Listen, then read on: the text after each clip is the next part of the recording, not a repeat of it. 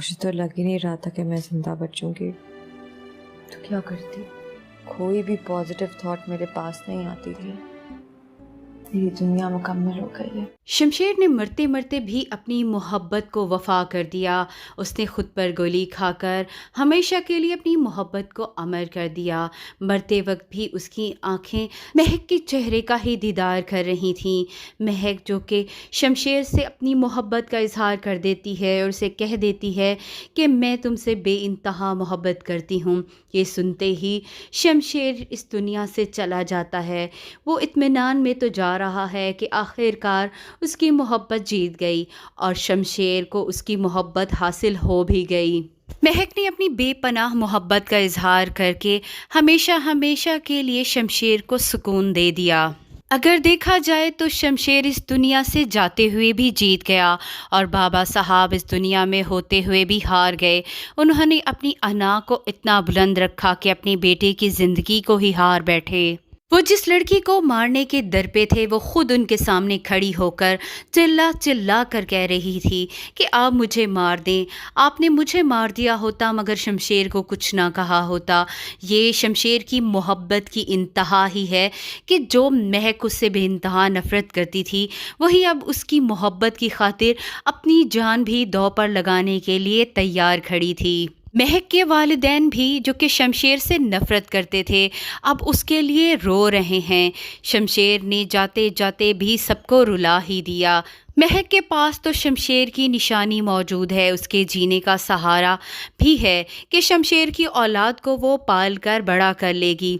لیکن اگر دیکھا جائے تو بابا صاحب تو خالی ہاتھ رہ گئے۔ وہ جس شمشیر کو گھر لانے کے لیے اتنا سب کچھ کر رہے تھے وہی ان کے پاس نہ رہا۔ تب بابا صاحب یہ فیصلہ کریں گے کہ وہ اپنے تمام جرائم کا اعتراف کر لیں گے۔ یہاں پر فروا دارا کو روکنے کی کوشش کرے گی کہ بابا صاحب کو منع کرو، اس طرح ہمارے خاندان کی عزت دو کوڑی کی ہو کر رہ جائے گی۔ لیکن وہ بابا صاحب جو کہ خاندان کی عزت کے لیے کچھ بھی کرنے کو تیار نہیں تھے، اپنے بیٹے کی زندگی کو ہار کر اب خاندان کی عزت بچانا نہیں چاہتے۔ فروا کے بار بار چیخنے پر بھی دارا وہی کرے گا جو بابا صاحب نے اسے کہہ دیا ہے۔ بابا صاحب جاتے جاتے دارا کو گلے لگائیں گے، اسے پیار کریں گے اور شمشیر کے بچے کو اپنی جائیداد میں سے آدھا حصہ دینے کا بھی کہیں گے۔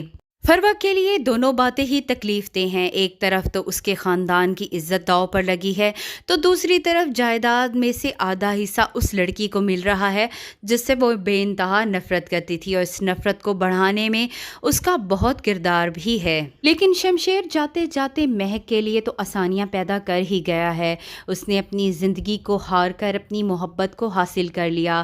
بابا صاحب بھی بہت ٹوٹ چکے ہوں گے۔ بابا صاحب یہ فیصلہ کریں گے کہ اب انہیں نہیں جینا ہے، خود کو پولیس کے حوالے کرنے سے بہتر ہے کہ وہ خود کو ختم ہی کر لیں۔ مہک بھی ماں بن جائے گی اور اپنے بچے کو دیکھ کر وہ بہت زیادہ خوش ہوگی۔ شمشیر کا بچہ پا کر وہ بہت ہی خوش ہوگی۔